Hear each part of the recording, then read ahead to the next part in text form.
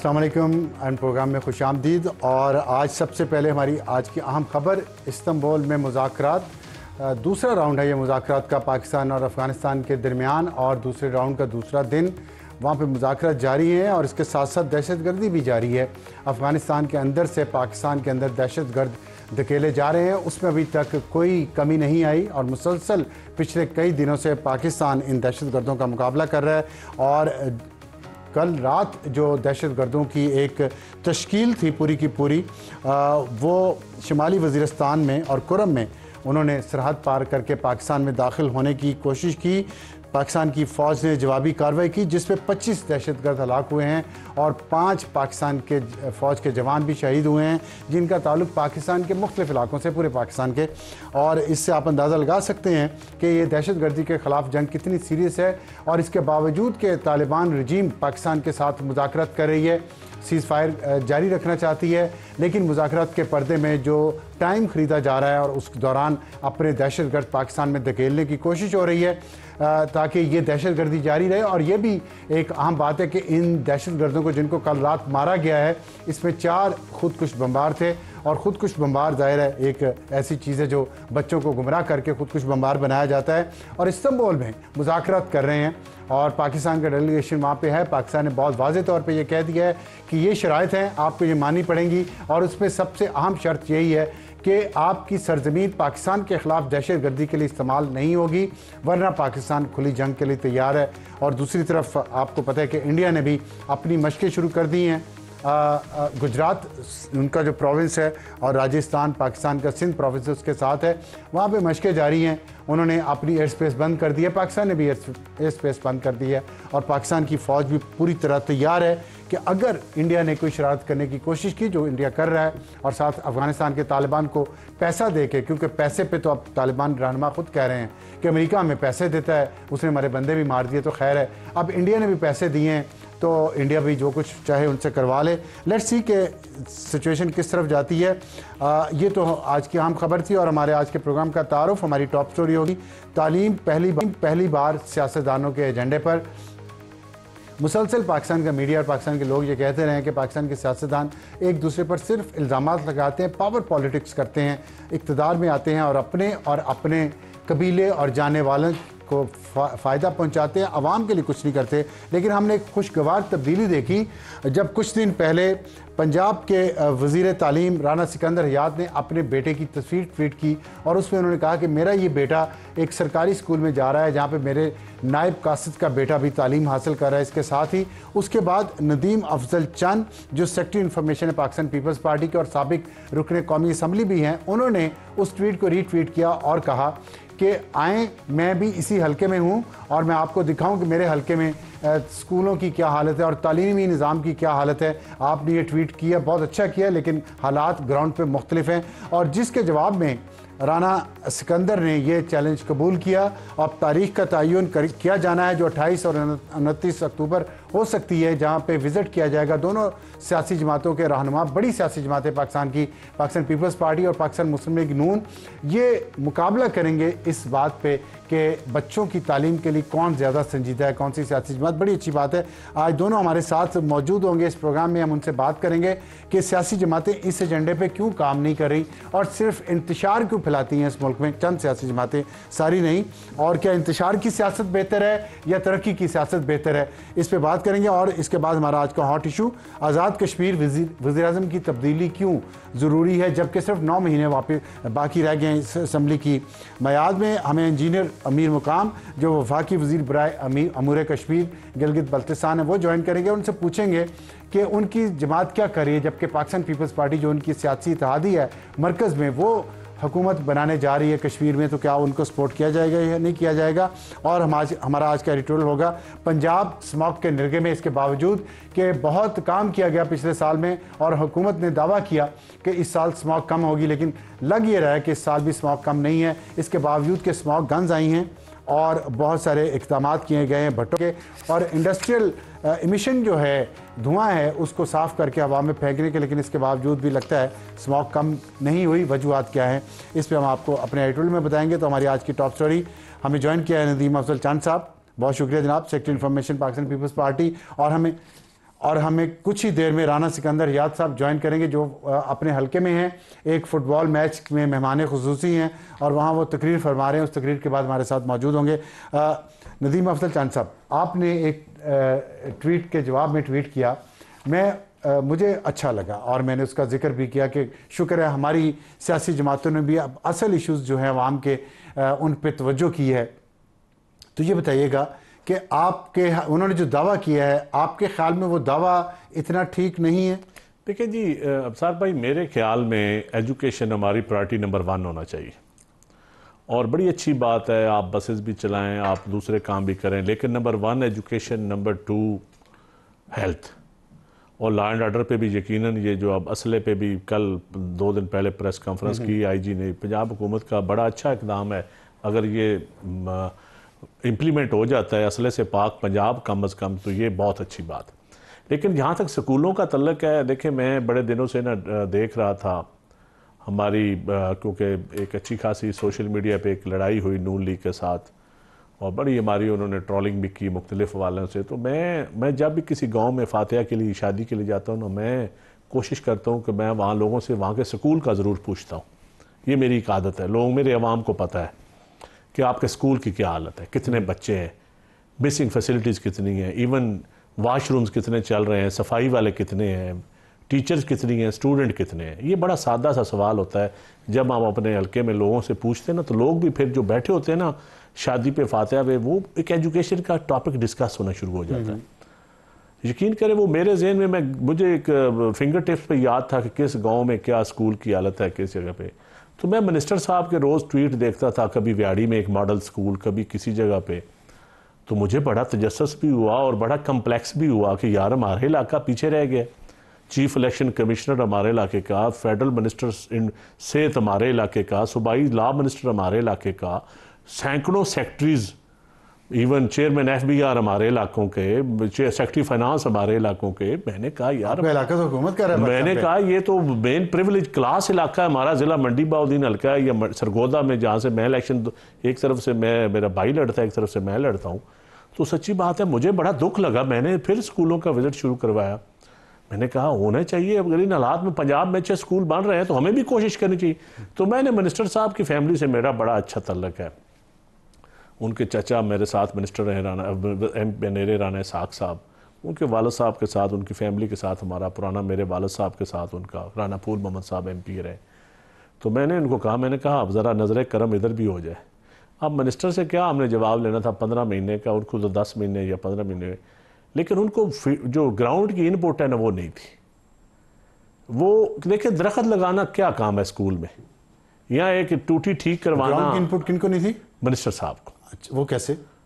देखिए फील्ड में जो ग्राउंड पे है ना जी, चंद स्कूल, एक तो उन्होंने 263 स्कूल फेज़ 1 में आउटसोर्स कर दिए, PEF को दे दिए, 168 सेकंड फेज में भी दे दिए। मतलब अच्छे खासे स्कूल आउटसोर्स और प्राइवेटाइज कर दिए।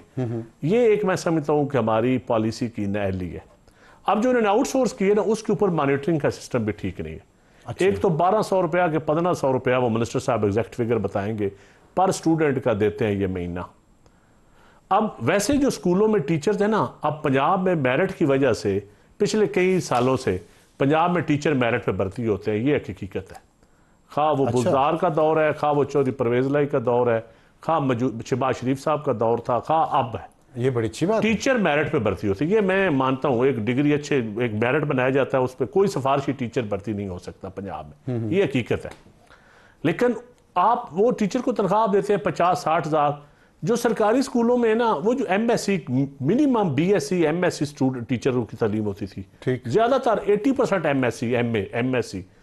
लेकिन जो आपने स्कूल प्राइवेटाइज किए, तो वहां जो पढ़ाने वाले हैं वो FA पास, BA पास, और तनख्वाह कितनी 15,000 20,000। ठीक, हाँ बिल्कुल। ये देखिए प्राइवेट सेक्टर को आप अगर नवाजना चाहते हैं, एक बात, अगर आपकी नीयत है नवाजने वाली, फिर भी रेगुलेटरी बॉडी तो कोई हो ना। आपको चेक तो करना चाहिए कि जो आउटसोर्स आपने स्कूल किए, क्या टीचर्स की क्वालिटी ठीक है, क्या जितने स्टूडेंट उन्होंने दाखिल करवाने थे, क्या वो सारे स्टूडेंट उन्होंने ले लिए। एक मैं समझता हूँ उसमें थोड़े से लैप्सेस हैं। और दूसरा मैं समझता हूँ कि बहुत सारे ज़िलों में अच्छा काम हो रहा है स्कूलों में, मिनिस्टर साहब की ट्वीट से या मुझे अंदाज़ा होता है या सोशल मीडिया से। तो मैंने कहा अच्छा मिनिस्टर हमारा भाई है, मैं भी उसको दावत देता हूँ, उसको अपने साथ ले जाके। तो टाइम तय हो गया? मेरे ख्याल में क्यों मैं मसरूफ था 26 तक, फिर मैंने हफ्ता इसलिए भी दिया कि जरा मिनिस्टर साहब की हाजिरी का सुन के महकमा भी एक्टिव हो गया है। अच्छा, तो हमारा कुछ फायदा हो जाएगा। चूना शूना मार रहे हैं आजकल, बड़ा दिन रात हेडमास्टर लगे हुए हैं, तो मैंने हफ्ता डेढ़ इसलिए डिले किया।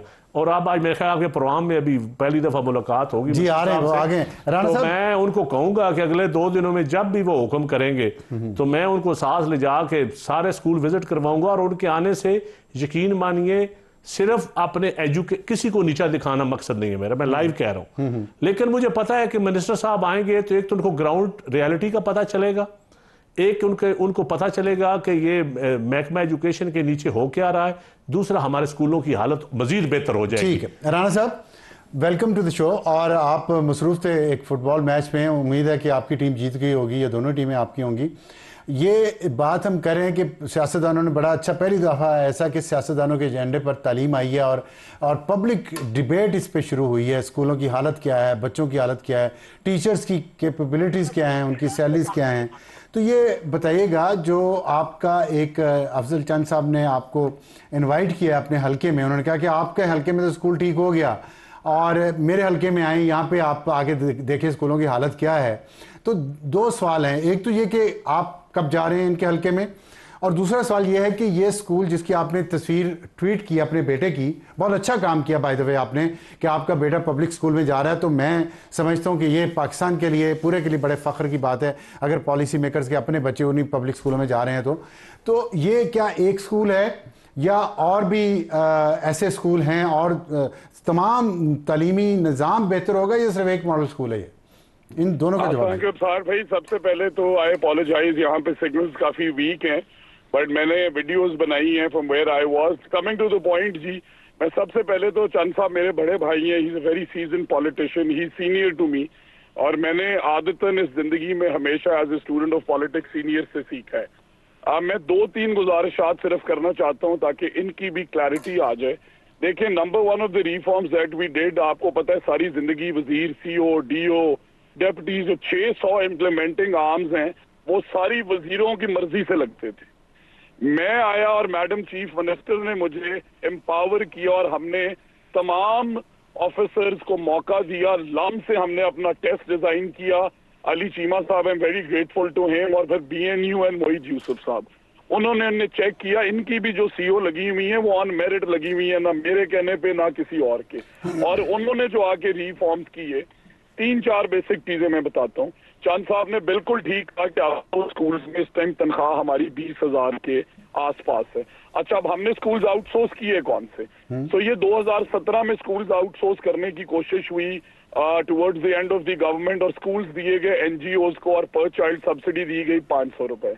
अब मैंने ये समझा कि देखें 200-300 बच्चे स्कूल में पढ़े, 1-1.5 लाख रुपए लाइसेंसी को गवर्नमेंट दे, तो that doesn't make it a good business model. और दूसरा सिर्फ NGOs को दिए गए, और मैं ये एडमिट करता हूँ निजाम की बेहतरी के लिए उसकी कोताहियों की निशानदेही करनी चाहिए कि उन NGOs ने क्या किया कि उन्होंने 500 रुपए गवर्नमेंट से मिल रहे थे, कुछ पैसे खुद रखे, कुछ ने आगे दे दिए। हमने आगे इस निजाम को दोबारा स्टडी किया, और जो हमने स्कूल आउटसोर्स किए 5,746 स्कूल पहले फेज में, वो तमाम वो स्कूल हैं जिनकी इनरोलमेंट थी 50 से कम, 30 बच्चे, 12 बच्चे, कोई बच्चे नहीं। 1000 के करीब ऐसे स्कूल थे जिनमें उस्ताद ही कोई नहीं। अब उस्ताद के बगैर कौन से बच्चे पढ़ रहे हैं? फिर हमने, दिस इज एब्सोल्युटली रॉन्ग, उस टाइम पे टीचर्स की सैलरी जो है इन आउटसोर्स स्कूल्स में थी 5,000, ये मैं एडमिट कर रहा हूँ, 3,000। हमने आगे उसे रीडिजाइन किया, अब स्कूल 70% मिलते हैं यंग एंटरप्रेन्योर्स को। सो जो लेट से सरगोदा के किसी 34 चक, मेरी दादी वहां से, तो इसलिए मुझे वो गांव का नाम याद है, वो स्कूल नहीं चल रहा, वहां 15 बच्चे हैं, 15 टीचर हैं, सरकार को कॉस्ट पड़ रही है मंथली 6 लाख रुपए, और आउटपुट 0 है। हमने वो 15 टीचर्स उठाए, उनसे हमने टीचर्स शॉर्टेज किया, वो स्कूल उसी गाँव की या उस यूनियन काउंसिल की कम से कम मास्टर्स बेटी या बेटे को दिया, और मेरिट पे। मैं हल्फन कह रहा हूँ, मेरे गांव का एक स्कूल आउटसोर्स हुआ है। Sorry to interrupt you Rana साहब, लेकिन चंद साहब ने फरमाया कि FA पास लड़के लड़कियां पढ़ा रहे हैं। अच्छा, देखें उन आउटसोर्स स्कूल्स में आज बच्चे 2.25 लाख से 4.5 लाख हो गए हैं। टीचर सैलरी 3-5 हजार से 20 हजार हो गई है। I know this is absolutely nothing for a teacher, but आप देखें कि हमने 4 फोल्ड इंक्रीज की। सरकारी स्कूलों के अंदर हमारी इनरोलमेंट पिछले साल 11 लाख थी, इस साल अल्हम्दुलिल्लाह 27 लाख है। जो स्कूल जिसमें मेरा बेटा पढ़ रहा है वैसा ही स्कूल इस टाइम अल्हम्दुलिल्लाह सरगोदा में चांद साहब के जिले में अंडर कंस्ट्रक्शन। नहीं, एक स्कूल ना, हर जिले में एक स्कूल काफी है, ये मुझे बताएं। इस तरह का पूरे तमाम स्कूल, मेरी गुजारिश सुन, नहीं ऐसा नहीं है। हर जिले के अंदर इस एडीपी के अंदर एक सेंटर ऑफ एक्सीलेंस हर जिले में और हर तहसील में। अगले साल में 2-2, so by the year of 5 year. अच्छा चंद साहब, उन्होंने देखें आपके सवाल का जवाब तो दिया, देखिए मैं बेहतर हो रही है, उनका जो कहने का मतलब है मेरा कि बेहतर हो रहा है। बहुत अच्छी बात। मैंने टीचर जो अच्छा काम हो रहा है, मैंने एडमिट नहीं किया कि सरकारी तौर पे मेरिट पे भर्तियां हो रही हैं, मैंने एडमिट किया। बिल्कुल। देखिए राणा साहब बड़े यंग बहुत अच्छे वजीर हैं, मैं उनकी तारीफ करता हूँ, लेकिन secretaries, DG education, additional secretary, CO, BO, यकीन करें एक स्कूल बना है, स्कूल के बाद अगर वो पंजाबी में हम सरूटे कहते हैं, पता नहीं उर्दू अंग्रेजी में उनको क्या कहते हैं, वो जो झाड़ियाँ होती हैं, अगर स्कूल के बाहर झाड़ियाँ नज़र आ रही हो मेन रोड पे और हेड मास्टर को या डिप्टी एजुकेशन ऑफिसर को तौफीक ही ना हो वो झाड़ियाँ भी साफ करने की, या वाशरूम्स हैं, वाशरूम बच्चियाँ खुद साफ कर रही हो, कोई स्टाफ मेंबर ही ना हो, क्या अशराफिया की बच्चियां खुद साफ करती हैं वाशरूम? ये बात आपकी ठीक है, लेकिन खुद मेरा ख्याल है सफाई करना और चीज है। नहीं, जापान में तो सिखाया जाता है, जापान में बच्चों को सिखाया जाता है, सिखाना और बात है, उनका लिए मस्त है अपना स्कूल साफ करना सुबह आके। अबसार भाई स्कूल साफ करना, हमने भी छोटे हुए बड़े झाड़ू भी फेरे हैं स्कूलों में, सारा कुछ दरख्त भी लगाए हैं, बस में अदब भी किया है, होना चाहिए। सरकारी स्कूलों में टाटों पे बैठ के भी पढ़ा है, बेंचों पे बैठ के भी पढ़ा है।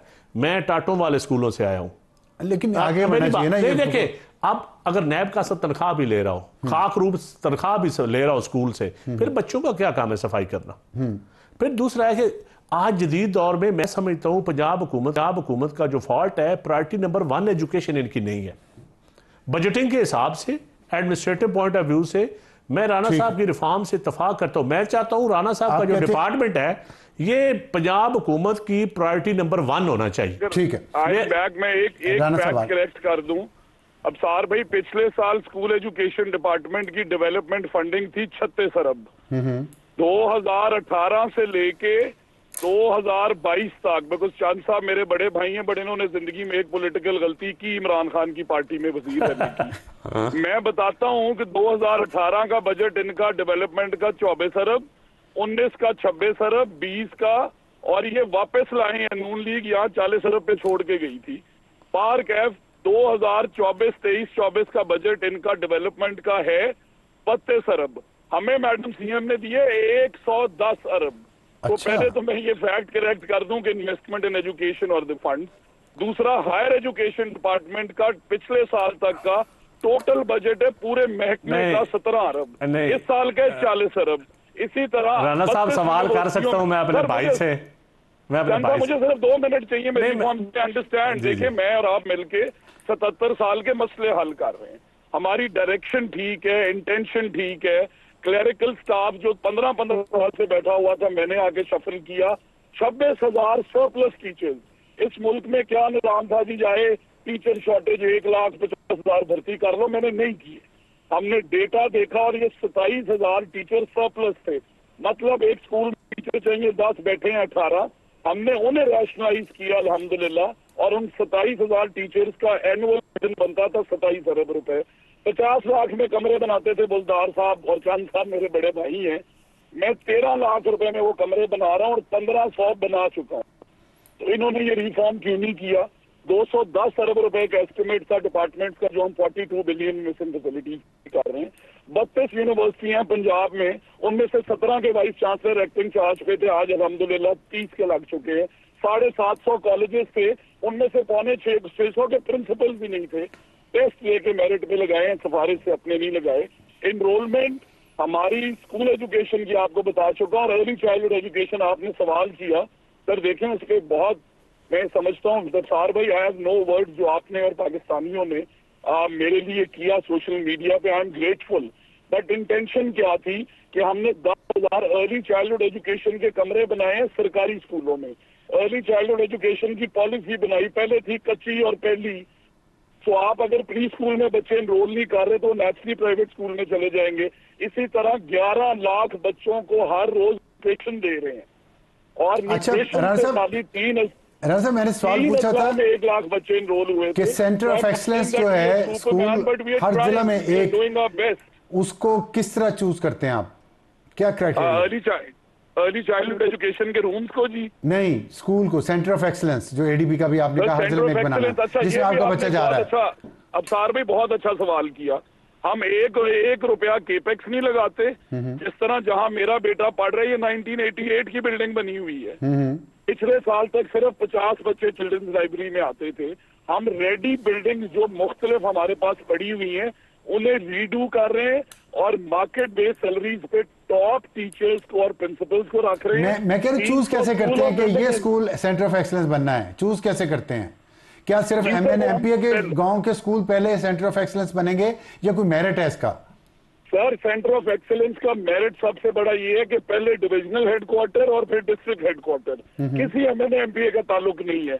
उसके बाद तहसील हेडक्वार्टर और उसके बाद हम 5वें साल जाएंगे यूनियन काउंसिल में। इसी तरह सेंटर ऑफ एक्सीलेंस जो 300 बन रहे हैं आम स्कूल जो हमने कमाल के बनाने वो भी 302। तो ये सेंटर ऑफ एक्सीलेंस ही रहेंगे या ये वाला क्राइटेरिया, ये वाले स्टैंडर्ड्स तमाम स्कूलों में जितने भी पंजाब के स्कूल हैं सब में आएंगे? सार भाई मैं आपसे ये रिक्वेस्ट करता हूँ कि जब जनवरी फरवरी में हम सरगोदा वाला मुकम्मल करेंगे, आप और चंद साहब मेरे साथ चलें। ठीक है। मैं तो राणा साहब अभी भी आपको ले जाऊंगा, जबरदस्ती ले जाऊंगा। मैं आपको अपने हल्के में आखिरी बात मुझे इन्होंने इनवाइट किया है, बट मुझे कहा था 26 के बाद।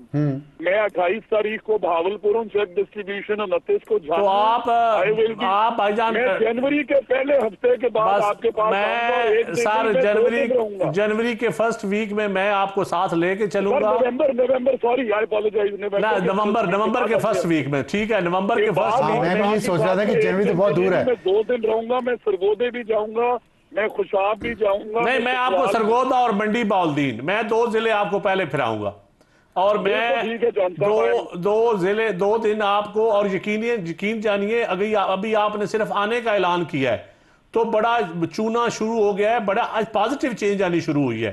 तो मैं समझता हूं जब आप आएंगे और उससे पहले मैं आपको फोटो दिखाऊंगा और 1 हफ्ते के अंदर उन्होंने तस्वीर चेंज करने की कोशिश की। मुझे खुशी हुई है, मुझे इस पे मलाल नहीं है, मुझे खुशी है। मैं चाहता हूं अभी आप नवंबर के फर्स्ट वीक में डेट जब भी आप अनाउंस कर देंगे आप मुझे टेलीफोन कर दीजिएगा और मैं आप यकीन करें आपके आने से पंजाब में इन 2 जिलों में मुझे यकीन है कि तब्दीली आएगी। लेकिन आपको अपनी पॉलिसी बनाने में भी बड़ा बेहतर महसूस करेंगे जब ग्राउंड रियलिटी आप देखेंगे ना कि इन जिलों में। गुजारिश है आप हमें ये शाबाश दें कि हम 50 लाख का कमरा जो बिल्डिंग डिपार्टमेंट बनाता था हम 13 लाख में भाईजान मेरे हल्के में तो बना नहीं, मैं कैसे शाबाश दूं? मेरे हल्के में तो एक भी नहीं बना। गुजारिश ये है कि आपके हल्के में मैं आपको दिखाऊंगा। मेरे हल्के में एक भी नहीं बना। मैं आपको बताऊं मेरे हल्के में मैं यकीन जानिए आप जब आएंगे ना तो आप अपने कुलीग्स को जाके सोटियों से मारेंगे, मुझे यकीन है। ये तशद्दुद ना करें, वैसे एक्शन कानून के मुताबिक। मैं राना याद के बेटे को जानता हूं ना, ये जरूर उनसे बात करेगा जाके। बात करें लेकिन छोड़ मैं सोटिया मजाक कर रहा हूं ना, सोटिया आगे बच्चों पे लगाएंगे। नहीं चांद साहब मैं एक गुजारिश देखें, पीपल्स पार्टी हो, PTI हो, जो भी जमात हो, मकसद है तालीम की बेहतरी। अगर 77 साल में वो चीजें इम्प्रूव नहीं हुई, हमारे आने से होगी है तो हम अल्लाह का शुक्र अदा करते हैं। चलें, हमारी किसी से जंग नहीं है। हम तो चाहते हैं लोग हमारा बाजू बने, हमारे साथ आए। हमारी निश्चित आपने कहा कि वो मेरे हल्के का एक स्कूल, बाखुदा मैंने आज तक उस जर्नलिस्ट से बात नहीं की। मैंने कहा ये हमारी गलती है, हम करेक्ट करेंगे। और इसी तरह 55,000 स्कूल है। We are doing our best. मैं आपको बताऊंगा आपके हल्के के अंदर राणा साहब और चंद साहब स्कूलों में इसी रूम्स बनाए, कितने स्कूल। मैं कहता हूं जी आप आएंगे हम आपको प्राइवेट बंदे भी देंगे, हम आपको डोनर भी देंगे। आप आए आपको डोनर भी देंगे जो गवर्नमेंट के अलावा। ये तो बहुत अच्छा हो गया, लोग काम करने के लिए तैयार हैं। लोग आपकी जो आपकी ब्यूरोक्रेसी है ये लोगों को एंगेज ही नहीं कर रही। यकीन जानिए लोग मैं आपको बताऊंगा कि आपके जिले में 62 करोड़ रुपए इन 2 अजला में रामनाय से हम डोनेट करा चुके हैं। आपके दोनों अजला के अंदर में आपको मैट्रिक ठीक है भाईजान, नवंबर के फर्स्ट वीक में आपको कंप्यूटर लैब। मैं शुक्रगुजार हूँ, मैं आपका शुक्रगुजार हूँ और तमाम पाकिस्तानियों का जो निशानदेही करते हैं मसाइल की, और मैं स्पेशली अब बस आप एक दो दिनों में भाईजान डेट अनाउंस कर दीजिएगा, एक दो दिनों में डेट अनाउंस कर दीजिएगा, आप बता दीजिएगा शेड्यूल अपना दे। सर आपको फोन करके मैं शेयर करूंगा और फोन करके आपसे मुझे भी बता दीजिएगा, मैं भी आ जाऊंगा। और राणा साहब बहुत शुक्रिया आपने, अमसार साहब को भी दावत दे लें, इनको भी हम साथ में चलेंगे। अमसार भाई आई विल बी ऑनर्ड, आप भी, बल्कि आप हमारे जज भी हैं हमारे। नहीं जज मैं आपसे हमें जज ना बनाएं, नहीं करना, एंकर्स को मैं आपको विनर बनाऊंगा, जीतेंगे आप। मैं आप मेरे हल्के में आएंगे, मेरे मेहमान हैं, आपसे मेरा मुकाबला नहीं होगा, मैं उन लोगों में से नहीं हूं ना, मेरा वो खानदानी पस मंजर है। जीतेंगे आप ही, मैं आपको जितवाऊंगा, लेकिन अपने इलाकों की जब आप निशानदेही देखेंगे, मैं जज आप बनेंगे, आपके अलावा राणा सिकंदर के अलावा और कोई जज नहीं होगा। चलें, ग्रेट जी। मैं राणा सिकंदर साहब को जज बनाऊंगा या आपके वालिद साहब को बनाऊंगा, मुझे और कोई जज नहीं कबूल। और मैं राणा साहब, चांद साहब, बहुत अच्छी गुफ्तगू हो रही है, लेकिन वक्त हमारे पास बिल्कुल कम है, और ये है वो डिस्कशन, ये है वो टॉपिक्स जिसमें सियासतदानों को काम करना चाहिए। बहुत खुशी की बात है पाकिस्तान पीपल्स पार्टी से और पाकिस्तान मुस्लिम लीग नून से ये दोनों यंग सियासतदान एक ऐसे मौजू पे बात कर रहे हैं जिसमें आवाम की और उनके बच्चों की भलाई है। उम्मीद है बाकी सूबाई हुकूमतें भी यही सीखेंगी और इसी तरह उनके नुमाइंदे भी अपने अपने आवाम की फलाह बहबूद के लिए काम करेंगे, क्योंकि 18वीं तरमीम के बाद सूबाई हुकूमतों के पास पैसा बेबहा जा रहा है। वक्त ब्रेक के बाद वापस आएंगे तो हमारा आज का हॉट इशू।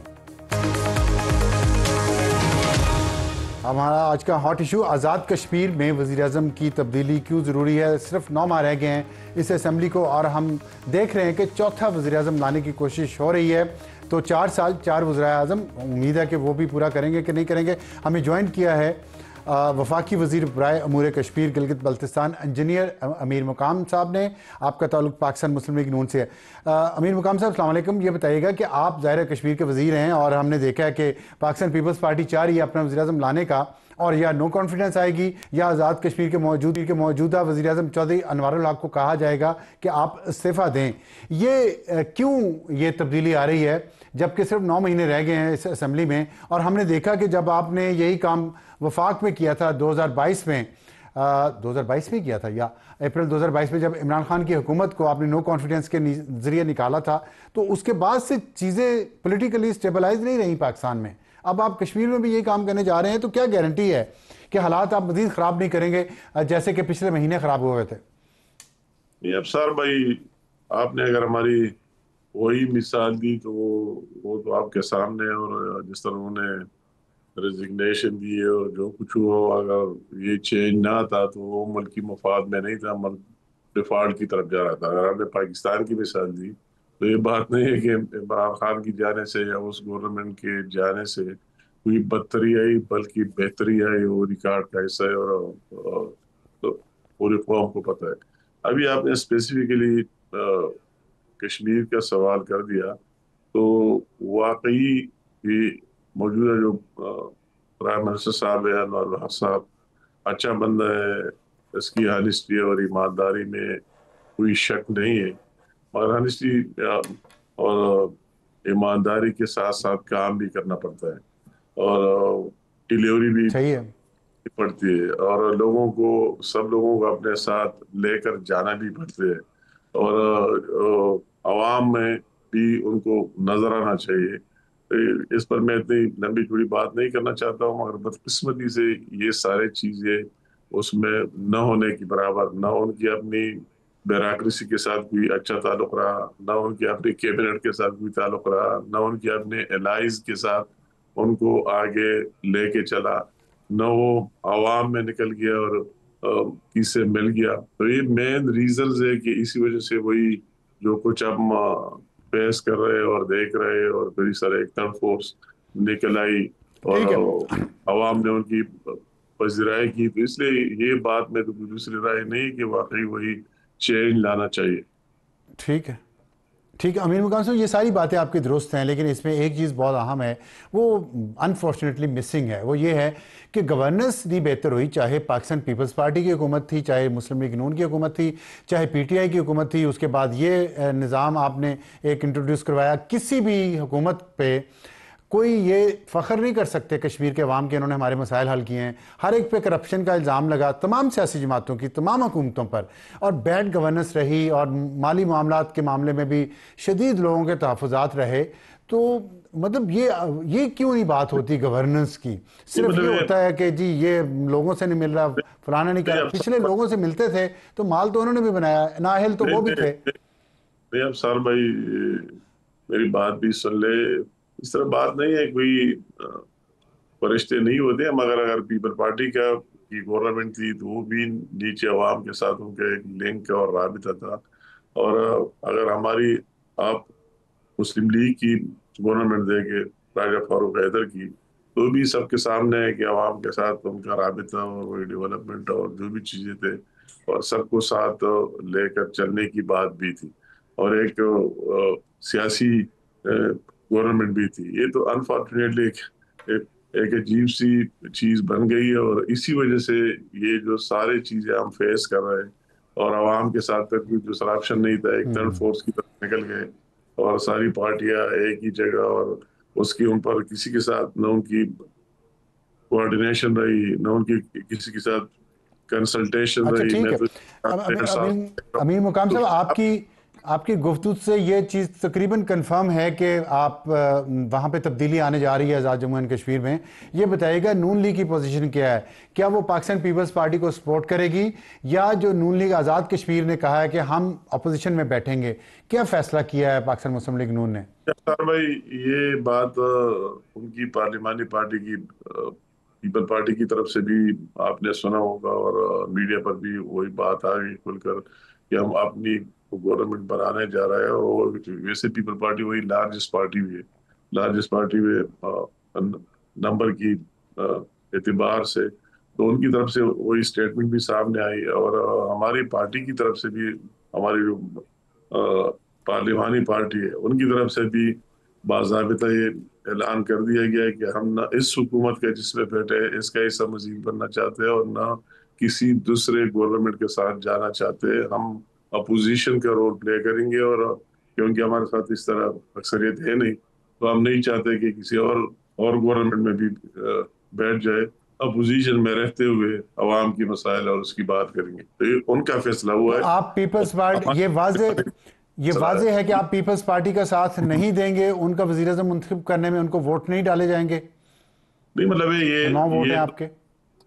उनकी तरफ से मैंने आज तो उन्होंने बिल्कुल प्रेस कॉन्फ्रेंस भी किया, और हम हमारी जो पार्लिमानी पार्टी है उन्हें ये बात दो टोक कही भी कि हम अपोजिशन बेंचों पर बैठेंगे और अपोजिशन के पार्ट होंगे। ये आगे फिर दूसरी बात कि हमारी कल जरदारी साहब के साथ एक मीटिंग भी होने जा रहा है, तो वो बात है अपनी जगह, मगर उनकी अच्छा स्टांस भी सामने आई है, और मेरे ख्याल में उसको इसकी जरूरत भी नहीं पड़ेगी। वो इंडिपेंडेंटली दूसरे लोग साथ मिलकर अपनी गवर्नमेंट बना भी सके, और हमारी पार्टी की तरफ से क्लियर ठीक है। अच्छा अब आए हुए है कि हम हुकूमत का हिस्सा नहीं बनेंगे।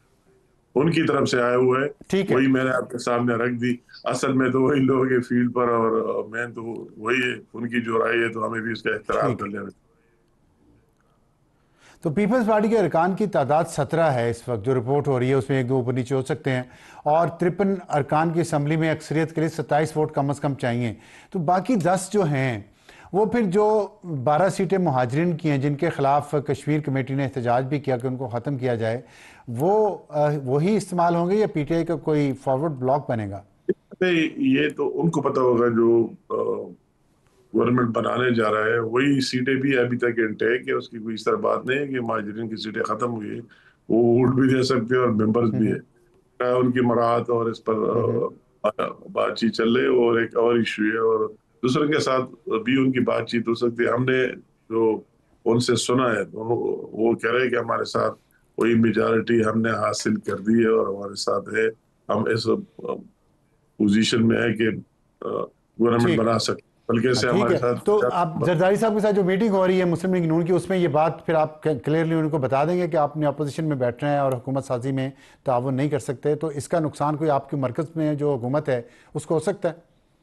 नहीं मतलब ये इस तरह बात नहीं है। उनको वही मतलूबा तादाद हासिल है जिसमें गवर्नमेंट बनाना चाहिए। वो वही उनसे जो हमने बातें सुनी है उसमें वही वही चीज क्लियर हो गई कि उनके साथ वही मेजॉरिटी है और उन्होंने पूरा कर दिए।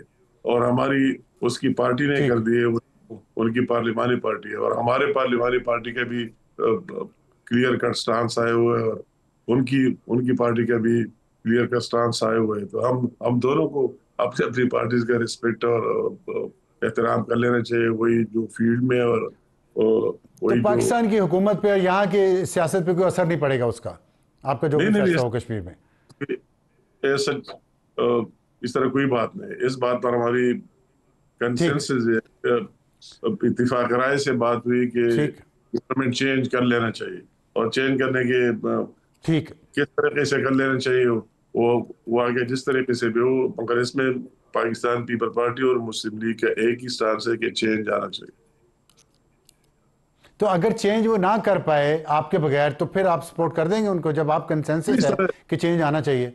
नहीं, ये तो बात की बात है और ये जो पहले स्टांस आई हुई है आज तक वो मैंने आपके सामने रख दी। बकाया तो ये बात की बात है और हमारे टॉप लीडरशिप की बात है जिस तरह, मगर अभी ये उनकी तरफ से भी स्टांस आए हुए और हमारे पार्टी की तरफ से भी क्लियर कट स्टांस आए हुए। ठीक है, बहुत शुक्रिया अमीर मुकाम साहब हमसे बात करने का। तो इस वक्त तक सिचुएशन यही है कि दोनों पाकिस्तान पीपल्स पार्टी और पाकिस्तान मुस्लिम लीग नून इस बात पर मुत्तफिक हैं कि कश्मीर में वज़ीर-ए-आज़म को तब्दील किया जाना चाहिए, लेकिन पाकिस्तान मुस्लिम लीग नून अपोजिशन में ही बैठेगी और पीपल्स पार्टी के पास अपने नंबर्स हैं पूरे जिससे वो अपना वज़ीर-ए-आज़म ला सकती है। वक्त है ब्रेक का, ब्रेक के बाद आएंगे तुम्हारा आज का एडिटोरियल। वक्त है हमारे आज के एडिटोरियल का पंजाब स्मॉग के नरगे में, और ये पंजाब पूरे का मसला बन गया है, सिर्फ लाहौर का नहीं है। आज जो गुजरांवाला में AQI है वो 562 है, सबसे ज़्यादा ख़तरनाक गुजरांवाला में पूरे पाकिस्तान में। फैसलाबाद में 436, और ये दोनों इंडस्ट्रियल एरियाज़ हैं, गुजरांवाला भी और फैसलाबाद भी। और मुल्तान में 344 रिकॉर्ड किया गया। लाहौर में औसत एयर क्वालिटी इंडेक्स 388 तक है, और ये मुसलसल हम देख रहे हैं कि नॉर्मल एयर क्वालिटी इंडेक्स 100 से ऊपर मुज़र सेहत कहा जाता है और 300 से ऊपर तो इंतहाई मुज़र सेहत है। लेकिन ये मुसलसल चल रहा है पंजाब में, और इसके लिए कोशिश तो कर रही है हुकूमत। स्मॉग गन्स भी लाई गई और कहा गया कि उससे फ़र्क पड़ेगा, लेकिन लगता है कि फ़र्क नहीं पड़ा। पहले नवंबर दिसंबर में जब सर्दी ज़्यादा होती थी तो ये मसला ज़्यादा गंभीर होता था। इस साल अक्टूबर के एंड तक ही ये मसला काफ़ी ख़राब हो चुका है और उसके सेहत पर बहुत सारे मसाइल हैं लोगों के। उनको एलर्जीज़ हो रही हैं, और उनके जो ख़ास तौर पर जो एस्थमा के पेशेंट्स हैं, जो सांस की बीमारियों के पेशेंट्स हैं, उनके लिए बहुत बुरा माहौल है। और इसका लॉन्ग टर्म हाल ये है कि स्मॉग से, कोयले से चलने वाले मंसूबों पर मुकम्मल पाबंदी लगाई जाए, बिजली बनाने वाले जो मंसूबे हैं और विंड, सोलर और हाइड्रो पर मुंतकिली की जाए, प्राइवेट और पब्लिक ट्रांसपोर्ट को कि इलेक्ट्रिक ट्रांसपोर्ट पर मुंतकिली बहुत ज़रूरी है। इलेक्ट्रिक गाड़ियों को सपोर्ट करने के लिए इंफ्रास्ट्रक्चर ड्यूटी में रद्दोबदल और चार्जिंग स्टेशन का क्याम बहुत ज़रूरी है, और ये हो तो रहा है लेकिन उसकी स्पीड उतनी नहीं है जितनी होनी चाहिए। और बीजिंग की तर्ज पर एक स्मॉग टावर भी तमाम शहरों में, बड़ों में बनाना चाहिए जहाँ पे इंडस्ट्री है और जहाँ इंडस्ट्री की वजह से ये स्मॉग का मसला हल नहीं हो पा रहा। उसके लिए बहुत ज़्यादा काम अभी करने की ज़रूरत है। कुछ सालों तक ये रहेगा, लेकिन जंगी बुनियादों पर काम करें तब भी कुछ साल लगेंगे। आज के लिए इतना ही। खुदा हाफिज़ एंड गुड नाइट।